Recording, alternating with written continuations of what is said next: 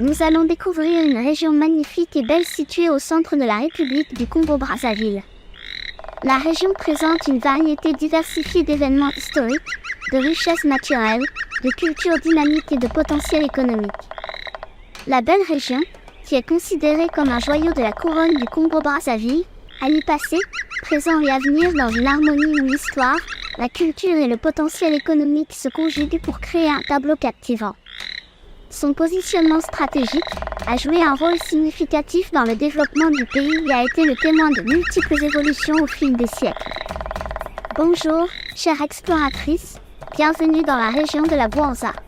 Je suis impatiente de connaître l'histoire de cette région. Avec une superficie de 12 265 km², la Bouanza était autrefois habitée par de Téké, Laï. Ensuite, des Congos, qui fuyaient le royaume Congo, minés par des troubles politiques et la traite négrière, ont repoussé les Téké vers le nord-est. Cette migration a eu lieu entre le XVIe siècle et la fin du XVIIe siècle, suite à l'invasion du royaume Congo par les Jaga vers 1550 et à la défaite du royaume face aux Portugais à Anguilla le 29 octobre 1665. Le mouvement migratoire a persisté tout au long du XVIIIe siècle. Les Congos viennent donc de l'Angola ? Bien sûr. Selon l'histoire, les Congos ont quitté Mbaza-Congo dans l'Angola actuel et ont établi leur campement à Lutété et Lulombo. Certains groupes se sont installés au nord du fleuve Niari, tandis que d'autres se sont installés dans la vallée du Niari. Son histoire de migration et de conquête est témoignée par le mélange de ces populations culturellement hétérogènes. Les Bambais se retrouvent dans les districts de Muyonzi et de Mabombo, tandis que les Kamba se trouvent dans les districts de Madingo et de Kei. À Bokosongo, Mfouati, il y a une majorité de Dondo. Les Kuni habitent à Loudima tandis que les Makangé habitent à Yamba. Il y a quelques Sindhi dans le sud. Ce qui est remarquable, c'est que chacun de ces sous-groupes utilise un dialecte unique qui est une variante de la langue Congo. Les personnes qui parlent ces dialectes peuvent se comprendre entre elles sans avoir besoin d'un traducteur. En outre, il y a des Téki et des communautés autochtones qui ne font pas partie du groupe Congo dans les zones de Kingoué, Siaki et Muyunzi.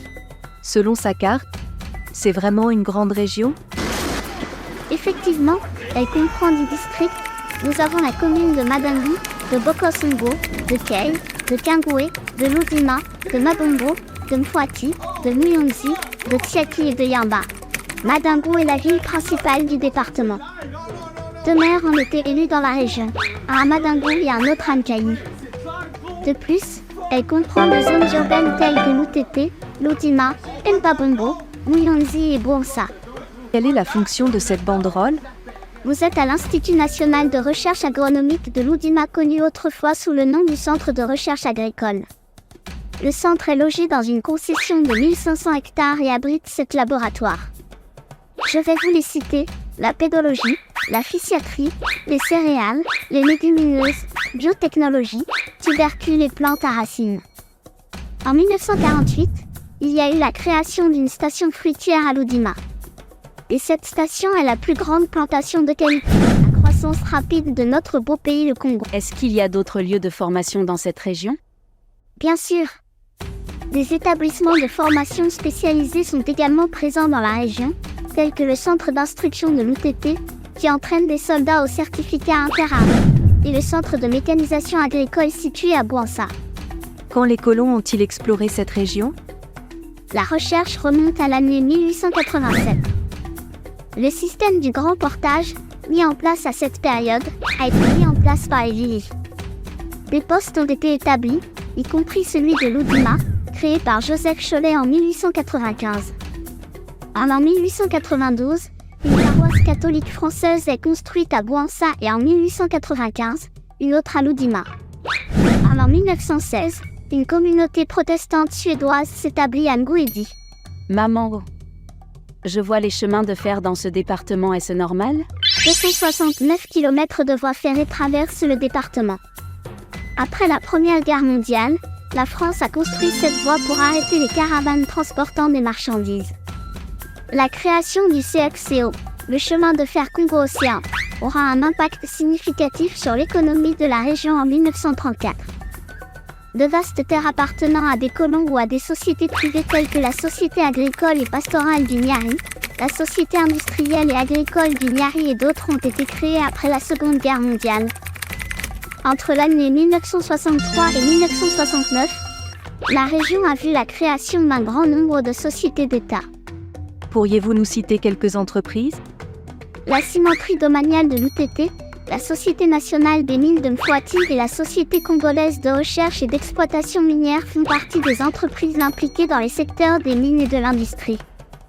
La nationalisation du groupe Filigrane dans la filière agropastorale a conduit à la création de 4 entreprises d'État, à savoir Sia Congo qui devient Sucrerie du Congo, Ilka, la minoterie aliments de bétail et ferme de la Lomba.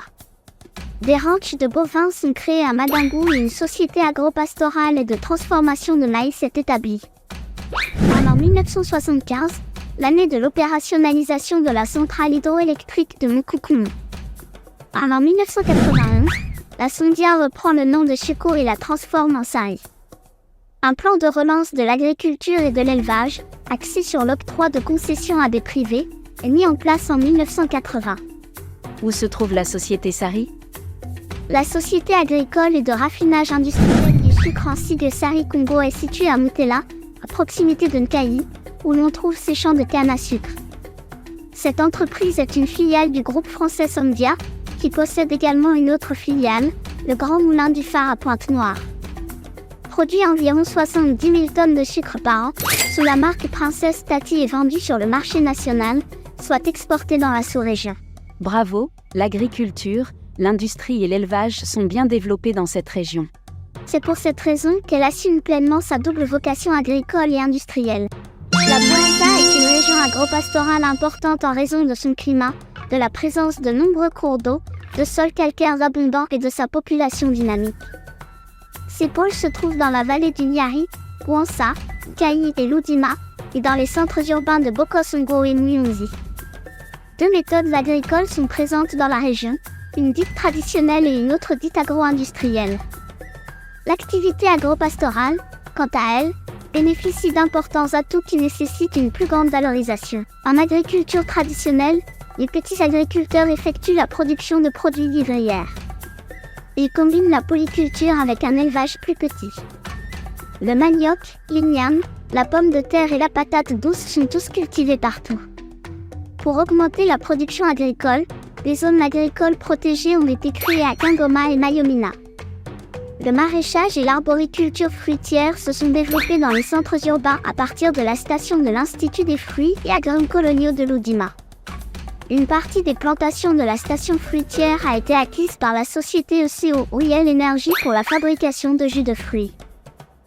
Cette zone est proche de Brazzaville, ce qui est bénéfique pour la population. Située à une distance de 173 km de Brazzaville, cette zone est la 3e région la plus peuplée et la plus urbanisée du pays, derrière Brazzaville et Pointe-Noire. La vallée du Niari, l'UTT et Loudima, occupe le centre de son territoire en forme de croissant. La savane recouvre cette plaine qui s'étend vers l'ouest jusqu'à atteindre une largeur de 20 km à proximité de Loudima. Une zone de plateau Babambé se trouve au nord du fleuve, en bordure du massif du Chahut. Elle traverse la vallée de la Bouenza. Au sud du Niari, la pente est assez abrupte. Des chaînons en forme lourde, séparés du plateau des cataractes, se dressent à proximité de la frontière avec la République démocratique du Congo. Nous avons atteint la fin de notre voyage dans cette magnifique et belle région de la Bouenza, mes chères exploratrices. Comment considérez-vous cette zone ? Après avoir découvert cette belle région, je crois qu'il faut développer des infrastructures en investissant dans des infrastructures routières, énergétiques et de télécommunications afin de faciliter la connectivité et de stimuler l'activité économique. Mettre en place des politiques visant à favoriser l'exploitation durable des ressources naturelles. Je pense que l'on devra renforcer des capacités entrepreneuriales en soutenant les entrepreneurs locaux via des programmes de formation, d'accès au financement et de mentorat. Promouvoir les énergies renouvelables afin de garantir un approvisionnement énergétique stable et durable tout en réduisant l'empreinte carbone de la région.